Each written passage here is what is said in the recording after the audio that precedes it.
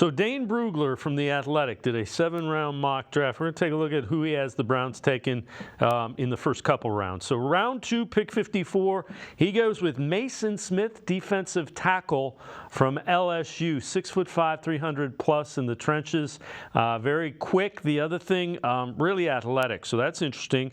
Round 3, he goes with Majier, the tackle from Yale. So sticks with kind of the offensive defensive line that they like to bolster. The one thing I would say, though, they don't usually draft tackles. It's usually edge rushers that they draft early in the drafts.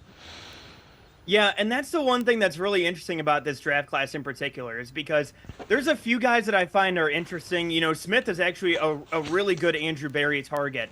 Or at least lines up with a lot of what they've kind of looked for over the last few years. And, you know, some of the factors in there as well are, you know, he was a 5-star recruit coming out of high school. I know the Browns look at a lot of those when it comes to taking a lot of chances on those guys as well. But also comes from a Power 5 school. They usually, you know, will tend to look towards those Power 5 schools in terms of competition. But also, again, that frame, 6'5", 300 pounds. I know that tackle isn't necessarily the one that they tend to look at.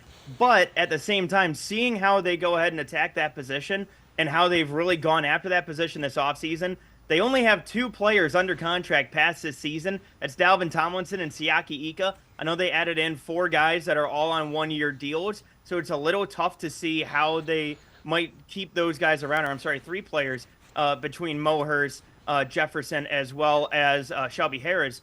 But it's tough to see them carrying all 6. But at the same time, having somebody like a Mason Smith that has that big of a body and has that athleticism from a high school, as well as having that pedigree coming out of high school as well, I think that those match up a lot.